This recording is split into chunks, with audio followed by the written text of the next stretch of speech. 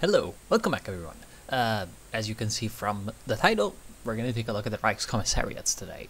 So in case you don't know, this is all about the New Order, Last Days of Europe mod. Just going to be a very quick overview of what we kind of know about the Eastern ones. So let's show you. So this mod, in case you don't know, again, probably do. The Germans have won World War II. It's 1962. World's falling apart, basically. And what we're looking at today is what has been released for Moscovian, which is Reichskommissariat. Moscovian, it's the German sort of colony of, Western Russia. Ukraine, obviously the same thing. And Caucasia, which is the German Caucasus.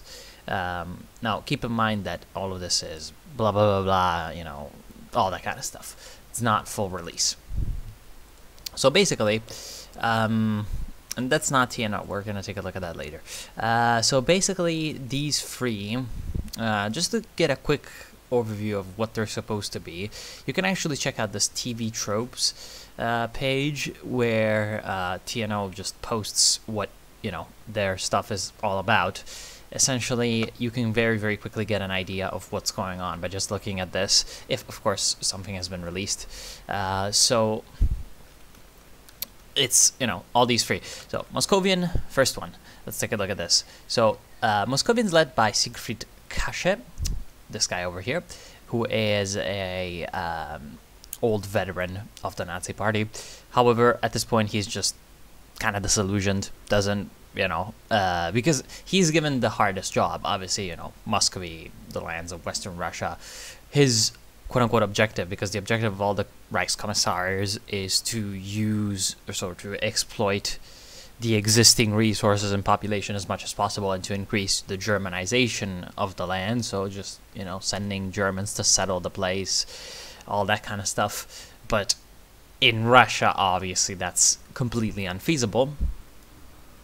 And after all the wars and all the resistance, the Germans have just kind of given up on trying to genocide the Russians, which is General Plan Ost. It's what they were planning to do. But they still want to hold the territory, obviously, with their military to prevent any Russians from coming west or whatever. Which is the famous AA line, Astrakhan to Arkhangelsk. Now, Arkhangelsk over here would be in the West Russian Revolutionary Front. Do we even have a map over here? No, we don't. Which is the city of Archangel in the north of Russia. Astrakhan is down there to the south, where Novopolska is. It's, the city, the major Russian city on the Caspian. And it's what the Germans were planning to establish as the border of the Greater German Reich. From the so-called AA line, and obviously it's completely unfeasible. At least in the north. In the south, they're holding it, but not for long. We're gonna see why. So yeah, basically, Kasche at this point, because the job is just impossible, is just like whatever. And as you can see, the spirit is represented as Kasche's apathy. The job of running a Reichskommissariat is an uninspiring and monotonous job, one which he has grown to hate. Kasche's apathy is well known to Germania, which is Berlin, with the Reichskommissar putting in the bare minimum effort, mostly filling paperwork and interfering in the council when the internal atmosphere deteriorates.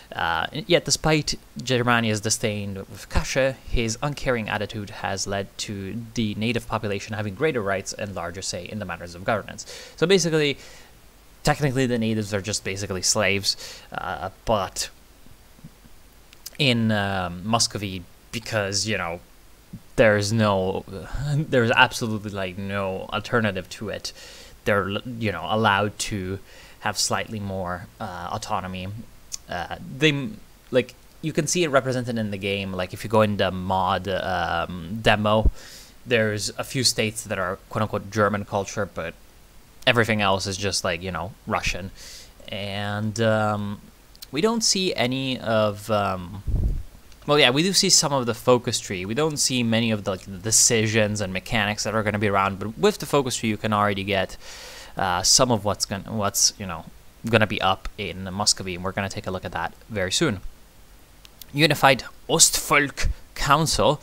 Unlike other Reichskommissariats, Muscovian's unique situation has led to the establishment of a cooperative body. So, like, normally these things are run like direct colonies, whereas Moscovian kind of works a little bit more like a protectorate / colony.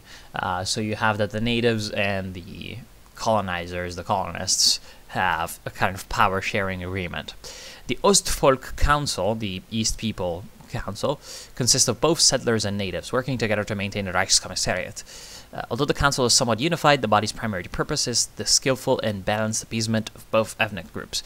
And then the last national spirit is the porous border, which, as you can see, is very, very bad in terms of actual in-game dealings. Minus 40% factories in a state, minus 25% production efficiency cap, and plus 40% consumer goods factories. So that's insane. Given Moscovian's rather precarious geographic location, we have unfortunately found ourselves to be in a near constant state of warfare, as countless warlords and bandits regularly cross into our territory to raid, pillage, and plunder. We have seen this in our West Russian warlords video. A lot of these warlords like to raid people, obviously, but especially these ones on the western Russian border. For example, Vologda declared, peace among the Russians or whatever, so they don't fight the Russians just to fight Moscovian. West Russian Revolutionary Front wants to push west as much as possible. Vorkuta is a pirate state that wants to raid all the German shipping in the Arctic, but especially Gorky is this Mad Max T-34 raider, city-state. So Commissariat Moscovian's not happy times, and probably Novopolska is just sending their winged hussars in there or something. As you can see, there's like there's 3 little. I'm not sure if the icon's really representing like anything that accurate, but as you can see, there's like a little tiny, raiding thing to the south as well. So maybe Novopolska's, getting in on the fun, which would be pretty great. It would be fun to play as raiding Polish hussars. Regrettably, we are unable to halt these raiders' entry, as our vast border is incredibly difficult to maintain, which has left large swaths of our frontiers completely unguarded from attack. Also, I think it's supposed to be that in the eastern regions of the Reichskommissariat, the power of the Russians is much higher than in the rest.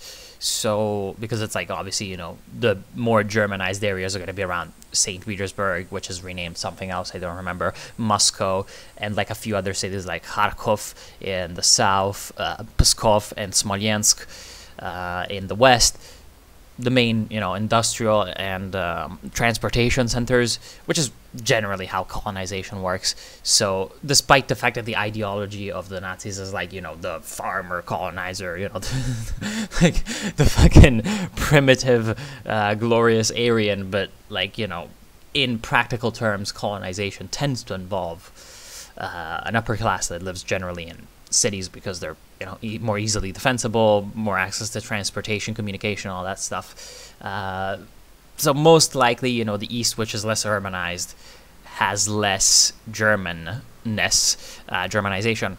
So taking a look at the focus tree, this is just a part of the focus tree. It's only like a little snippet, just a tease. So the first one is obviously called The Door to Russian Hell. A bit like how the Grenadier in Company of Heroes 2 is like, what was it like? Like, roses are red, violets are blue, I'm stuck on the Eastern Front, and so are fucking you. Something like that. They're probably not that happy about heading into Russia. So one branch is called Warlord Burdens, which is probably going to be, about the whole raiding situation. So either repel the raids, which leads to Watch on the East, reference to Wacht am Rhein, Wacht am Osten. You can have 3 things, either German patrols, joint patrols with Russian collaborationists, which, actually, shit, I should have had this earlier. How about, what was it called? Jesus fucking Christ. I am an idiot, so, Conr, let's bring this up. Fucking hell. Yeah, the Committee for the... It's not this one, because this one is the Warlord of Samara. What I want to get is... Where was it? There was another Russian collaborationist group.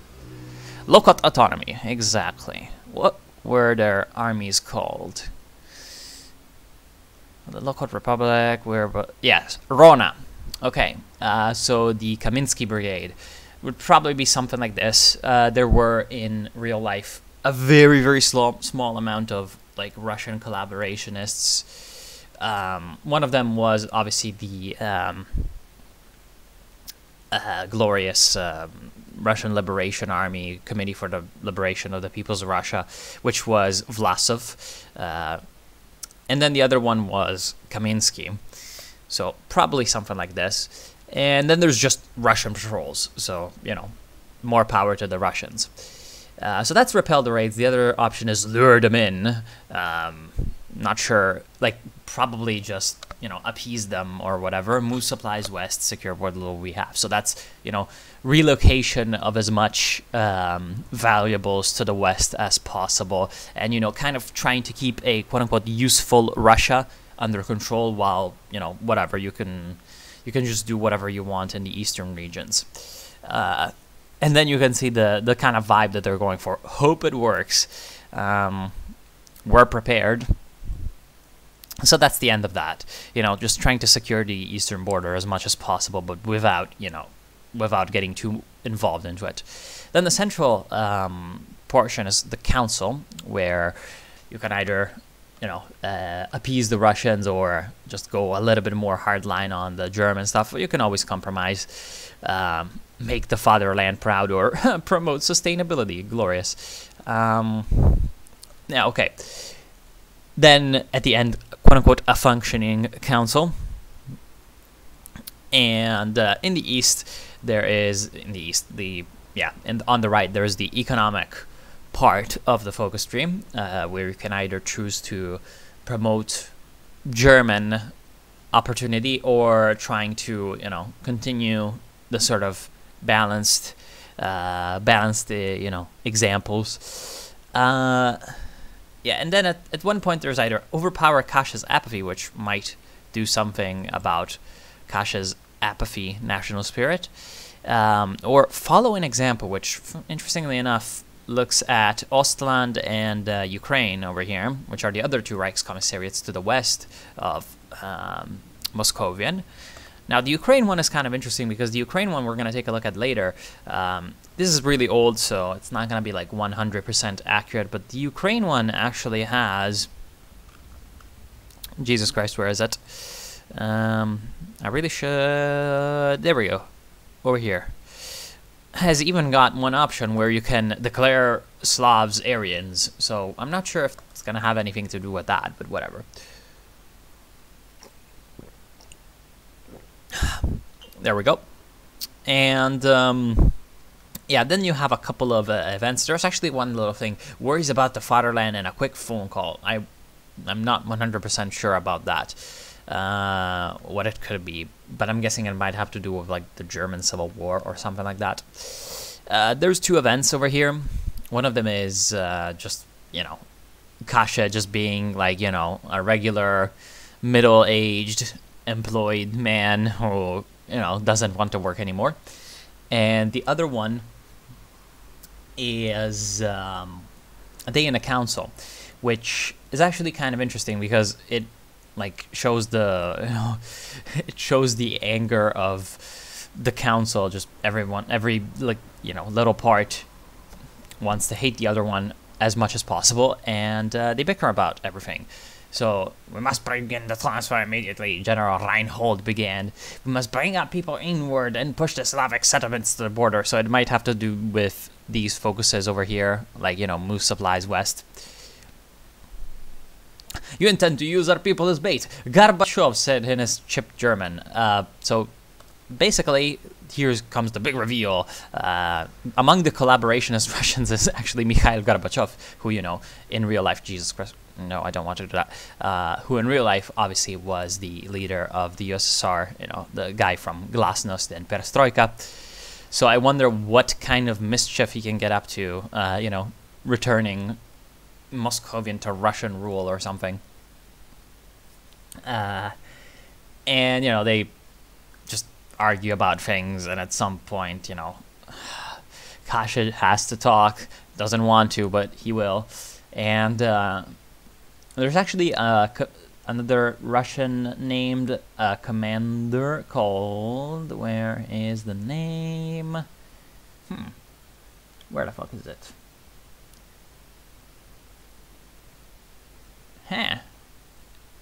Oh, Lavrinenko. There we go. Lavrinenko, there's two possibilities.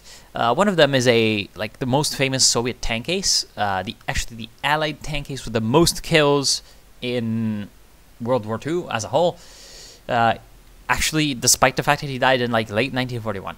However, the guy died in late 1941, so might not be. The other one is some Russian general. So yeah, most likely he's just a random Russian general. So taking a look at the quote-unquote information that we're getting over here. So basically,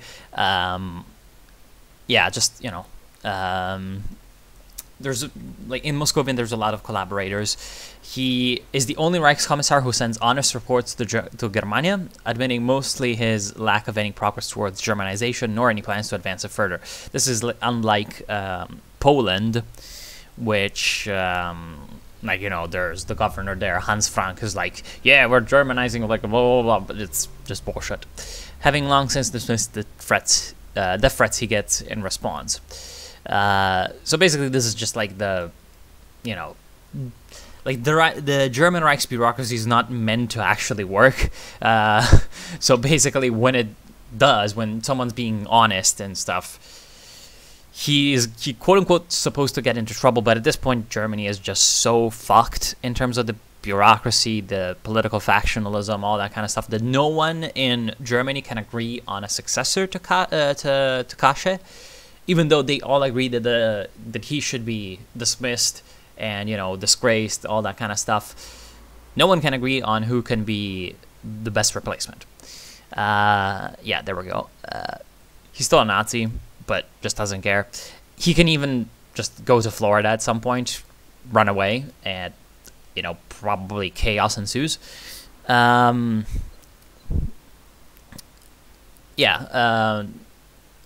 basically about it. So the other ones. The first one that we're going to take a look at is Caucasian, because it's the one that they just released a leak for. Oh, and by the way, you cannot see the flag? No, you cannot see the flag, but the flag of Moscovian is just this weird thing. It's I don't know what this is supposed to be, but I see it on a few Nazi symbology places. It's I think it's a Nordic rune or something. There's obviously the German Empire's flag for some reason, and instead the Reichskommissariat Caucasian has red and green, which are the colors of the Caucasus, and a big old demonetization windmill just planted on top with the German cross, so that's just always great. And the leader is Josias or Josias, I'm not sure how that's supposed to be pronounced, zu Waldeck und Pyrmont, because he's some weird aristocrat. But when the German Empire fell and the Republic stripped him of all his titles or whatever, he was like, fuck you, I'm joining the Nazis, and he joined the SS. So he's literally an aristocratic SS, monster guy, and he's reduced in that state because the partisans captured and tortured him. When he was given the job to become the Reichskommissar of Caucasian. So he had all these jobs, and less than a week after arriving in Tiflis, which is Tbilisi, Josias was captured by a branch of the Transcaucasian Soviet partisan group and was gruesomely tortured for 3 days. He remembered every bit of pain he suffered, as well as every face that watched. So he's now an edgy, Nazi. He's like, why are we here just to suffer? I'm gonna kill everything. After he was finally rescued, he put his plan for pacification into place. Highways and cities were fortified, natives were forcibly relocated, and uncooperative regions were indiscriminately firebombed. Josias also began filling the bureaucracy and garrison with loyal SS members and quietly rejoined the organization because he had like made a show of like, I break up with the SS when Himmler was doing all sorts of weird shit. This is all deep TNO lore, Kappa Kappa Kipo. He still sends his resource quotas to Germania, so they don't complain, but there are those who still believe that he really takes his orders from Ostparis, which is where Himmler leads Burgundy, and the SS in like their own little autonomous kingdom. So the important thing about Caucasian is that this was like the, the Soviet Union's and now Germany's resource sort of hub in terms of the natural resources. You can see it actually in Das Bergbaureich, which I'm not sure what Bau is supposed to mean, but I see it everywhere. Berg is a mountain. I don't know. The Empire of Mountain Resources or something. Caucasian is renowned not for its land, but what lies beneath it. The earth offers up endless rivers of oil and tons upon tons of metals and minerals, and the German occupiers partake deeply and greedily in the bounty. So basically, Caucasian is just kind of like a bit like a, a bit like a mining, slave colony thing. Like the Germans are the engineers, the Georgians, just all the Caucasus people. There's like 7 million of them are slave workers under them. And so basically, like this arrangement, you may imagine, causes a lot of resentment, especially since the Caucasus itself has been historically a land of, divisive ethnic rivalries, over sparse resources and land, and a land of fiercely independent peoples, Cossacks, fucking Kalmyks, Ingush people, Dagestan, Chechnya, Georgia, all that kind of stuff, Azeris, all of them very invariably, absorbed into one empire or the other at the time, because they were, all these like really tiny ethnic groups never could have been independent on their own, but thanks to their position, always kind of, maintaining at least some kind of independence and identity, and, fighting against the occupier, all that kind of stuff. And in fact, the Russians themselves never fully subdued the Caucasus, which is, one of the reasons why you have the whole situation there today with two active conflicts, one in Chechnya, the other in Nagorno-Karabakh, which is between Armenia and Azerbaijan, and another kind of frozen, other two actually frozen in Georgia, and several others frozen all over the territory. Post-Soviet collapse, the Caucasus hasn't really been the happiest of places. And the Russians, to pacify the Caucasus, took, hundreds of years, the Russian Empire, that is, from the 1700s all the way to the 20th century, really. And so that's also represented because there is the partisan national spirit, the memories of the Tiflis Free. The Tiflis Free were the leaders of the Transcaucasian Soviet, a partisan group who launched an uprising during the West Russian War. They were captured and publicly hanged, but much to Reichskommissar's consternation, the natives have turned them into martyrs and lionized their cause. Now, the Transcaucasian Soviet sounds like it's supposed to be a unified group, but with the leadership gone, it's probably just the umbrella for just a million trillion partisan groups of all kinds of allegiances. Now, this is shown in this picture, which is relatively accurate, so we're just going to use it to, exemplify everything. This is a Thousand Week Reich, which is another Nazi victory mod. So this isn't TNO. It's not going to be like this, but like this is if the German Caucasus explodes in this mod, but we can probably imagine that something similar to this might happen, because you can see like roughly the areas of what important entities might arise. So like there's the Cossacks, which are around the Don region and the Novorossiysk region that borders Crimea. I don't remember exactly what this peninsula is called, but it's like the shit. I used to know once. It's the Kuban, right? So the Kuban, which is, incidentally what it's called in Kaiserreich, the Don Kuban Union. This is where the Cossacks are. So, like these independent horsemen that want to murder people. Someone's gonna get mad at me for this. So then there's the Mountain Republic, which is the union of a bunch of weird-ass, little, tiny ethnic groups in the peaks of the Caucasus, which is why it's called the Mountain Republic, the Gornaya Respublika, which was actually a real state in real life and during the Russian Civil War. So we can take a look at the, very, very briefly, just the basics of it. So you can see common languages: Chechen, Ingush, Ossetic, Kabardian, Balkar, Dagestani. And it's just like, this little weird tiny thing. Federal Republic, obviously. So yeah, basically it was the attempt to unite all these ethnic groups. It didn't work. It was succeeded actually by a mountain Soviet Republic, which was later succeeded by annexed into the Russian RSFSR.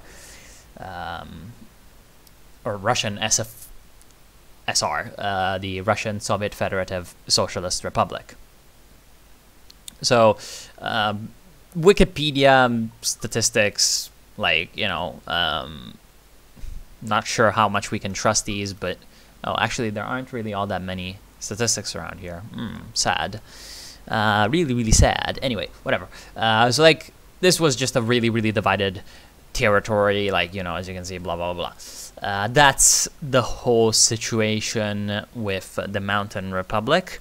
Then there's Georgia, obviously, but even Georgia itself, it's northwestern Georgia has Abkhazia, which is its own little weird thing. Northern Georgia has South Ossetia, which is the Ossetians are, a little bit like the other people of the Mountain Republic. And then on the southeast, Georgia has Armenian and Azerbaijani troubles. So as you can see, Armenia, Azerbaijan themselves kill each other all the time. And then there's these weird little ethnic groups to the east near the Caspian Sea that today basically don't exist, except for here, this Lezgistan is, Dagestan, Chechnya. So yeah. What a fun place. So that's maybe one of the possibilities if the Reichskommissariat doesn't hold up. The western regions could erupt in some kind of Russian Cossack revolt. Then the south, obviously Georgia. Actually, as you can see, here, some of these territories, Armenia, seems to be almost fully in Turkey, as well as Georgia is partially in Turkish hands. So that will definitely not cause any issues at all. So there's, Georgia might stir up trouble. Obviously, the mountain peoples and the Muslims, the possible Caucasus Emirates in the east, Dagestan, Chechnya, and obviously the Azeris in Baku and Azerbaijan as a whole.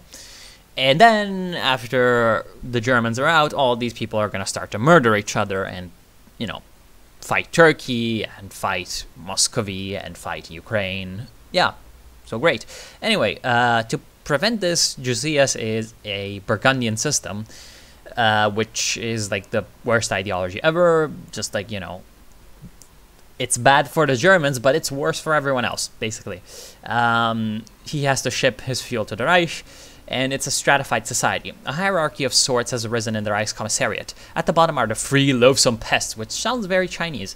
Georgian, Armenians, and Circassians. So these are just ethnic groups. The Armenians are obviously in the south. The Georgians are in the southwest. The Circassians are some of the mountain peoples. They're also kind of horsemen, weird, semi-nomadic, what's the word in English? Pastoral nomads kind of thing. Shepherds. All loathed by the Germans for their continued rebelliousness. Above them are the other ethnic minorities, only slightly less disdained. Other ethnic minorities, so Russians, probably Cossacks. Azeris, because you haven't, Azeris in the east, and maybe Chechens.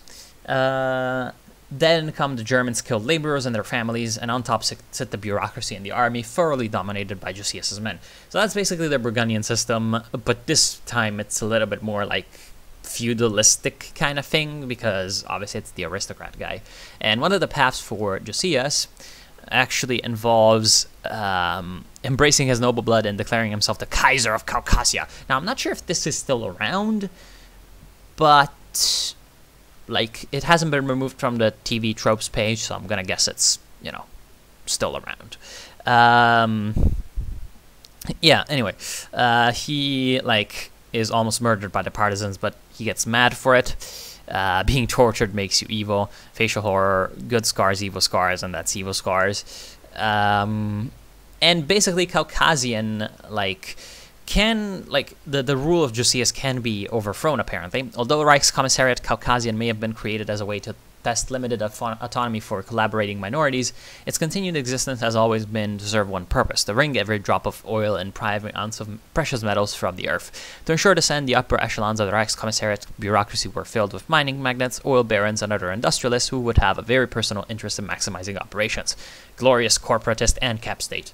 The undisputed leader of this corporate clique is Paul Plaiger, who I have no idea who he was in real life, so I'm not going to even go into it, who previously ran prestigious industrial operations like the Reichswerke Hermann Göring, which was, I believe, like a tank factory. Well, steel production brings in my mind, and then probably, you know, all sorts of other production lines, while Plaiger and his ilk have been content to take a backseat while the Reichskommissars kept the natives in line. Josias's recent eccentricities, because he goes like half mad, obviously, because the partisans torture him or something, and he starts doing all sorts of weird shit, like looking for just weird archaeological artifacts so he can go, you know, full on Ark of the Lost Covenant Nazi type and start to look for, you know, obviously this area is like, this area of the world is heavily linked with like mythology, all that stuff, so he can go looking for all sorts of weird shit. And yeah, you know, also he's Burgundian system, so his ideology is just weird. Have convinced them that actions must be taken to keep the Reichskommissar's primary mission active. Now that cooler heads have prevailed, which, again, apparently the Germans can, you know, in some way depose Josias. And if that's the case, then Plaiger becomes involved.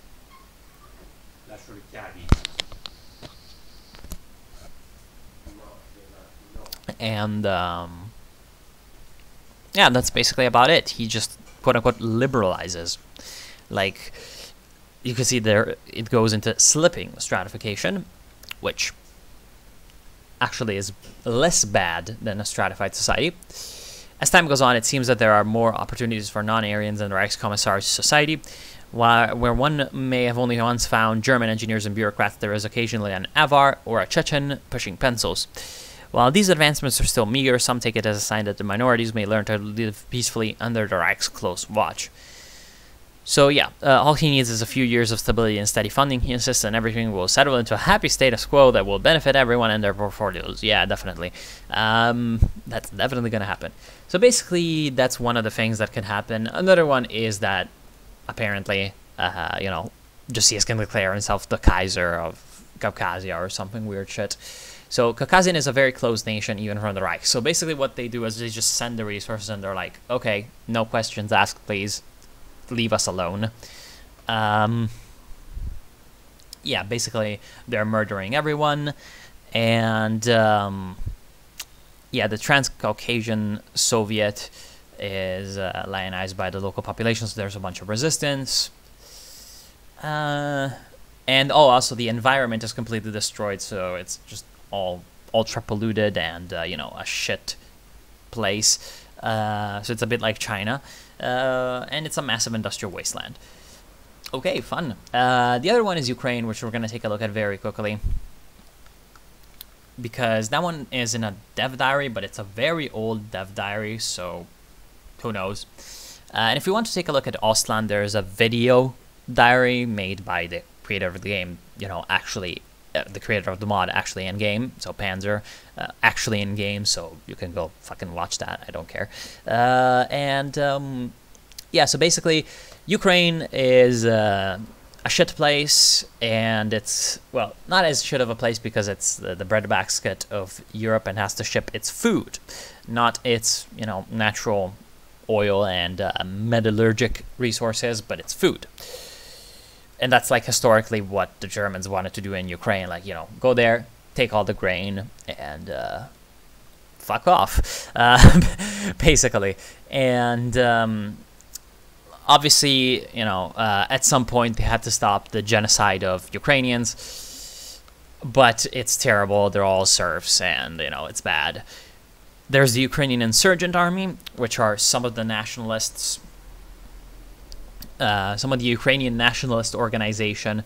Some of them are German collaborationists. Some of them are, you know, have turned against the Germans and are fighting a guerrilla war for Ukraine's freedom or something. And that's all the people that Russian TV always talks about. Yeah, as you can see, there's also Ukrainian auxiliaries around, so that's part of it. And the leader of the Reichskommissariat is a guy called Erich Koch. Over there, we can see that it's this guy. He's not the greatest man ever.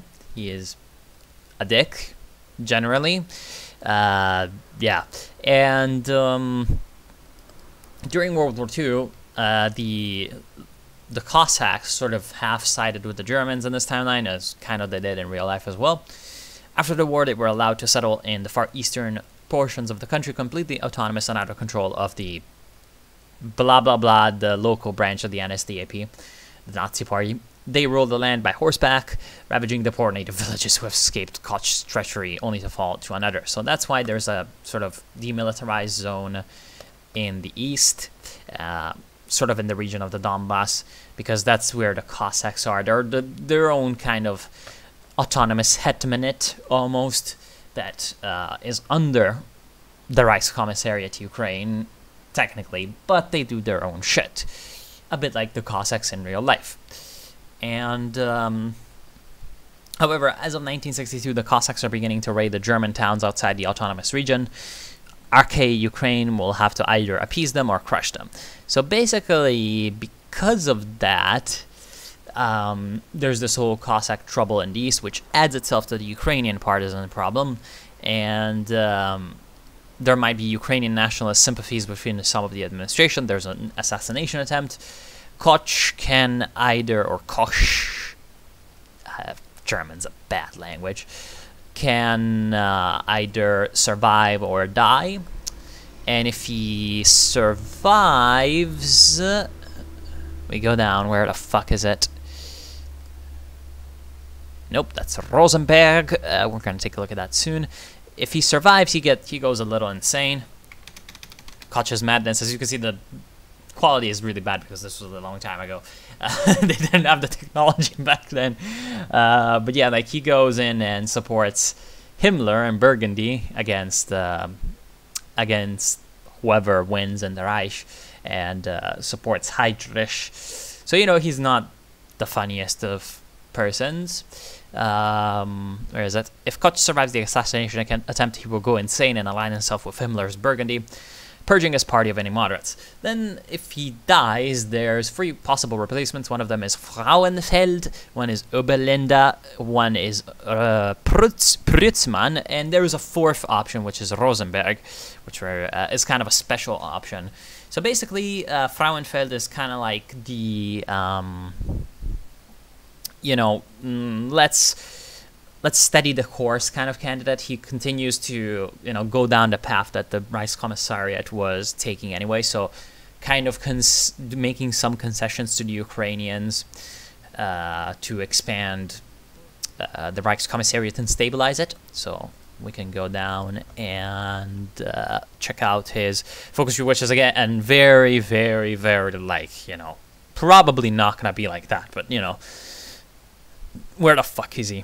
Like, you know, it's gonna be something of the sort. So, like, he gets to seize Crimea and attack the Donbass and make a compromise with the Ukrainian nationalists. direct role from Friedrichshafen. Okay, interesting. So that's him. Then there's Oberländer, who is a Nazi, but he wants to liberalize Ukraine and sort of, get native rule going. Oberländer's tree allows for more liberal reforms in Ukraine, even possibly granting self-rule to the local Ukrainians. So you can see down here, where the fuck is the guy? He's over here. Where is it? There he goes. So liberalizing the colony, political spots for Ukrainians, denounce the Berlin Order, and the return of the Ukrainians. Now, along with him, there's another pro-native option, and that's Rosenberg, which is honestly the most terrifying one, because Rosenberg was actually one of the earliest Nazis. He was one of the earliest Nazi theorists as well. He was a Baltic German noble who was initially a subject of the Russian Empire. He, I believe, also fought in the Russian army during World War I, but I'm not 100% of that. He might have just been a student because he was too young. After that, the Russian Civil War happens. He's like, oh no, them Jewish Bolsheviks are coming. So he runs from Russia, gets to Germany, becomes a part of the sort of Russian emigre Nazi,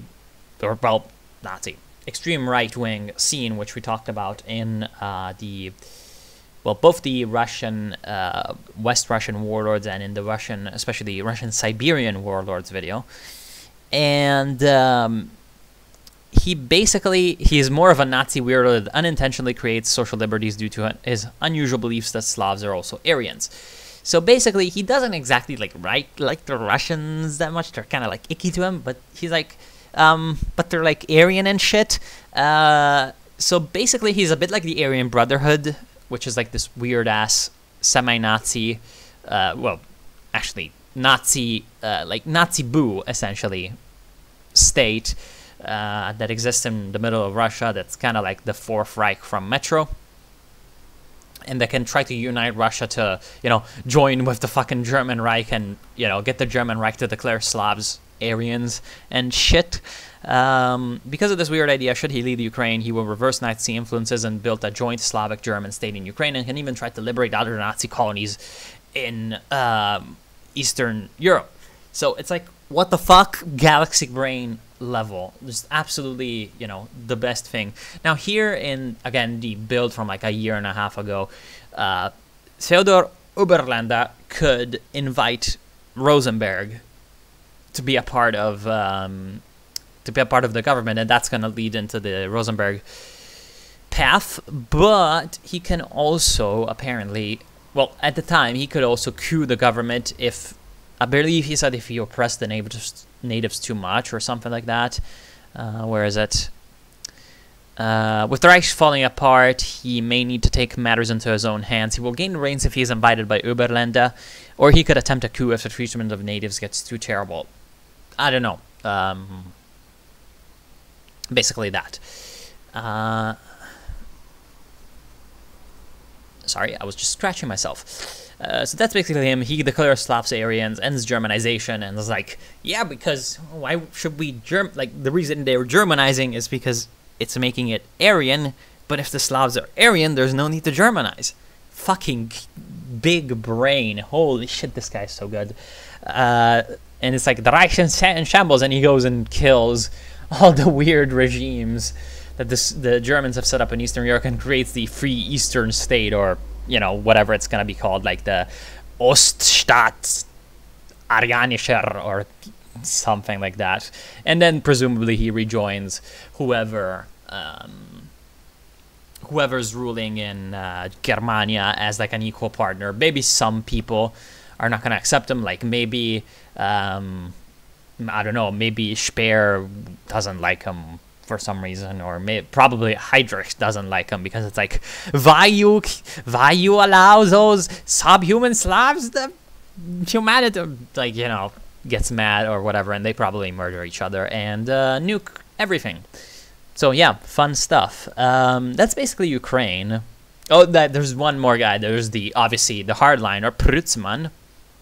who will double down on the Germanization of Ukraine and can even capture Poland for more slave labor, because that's how economy works.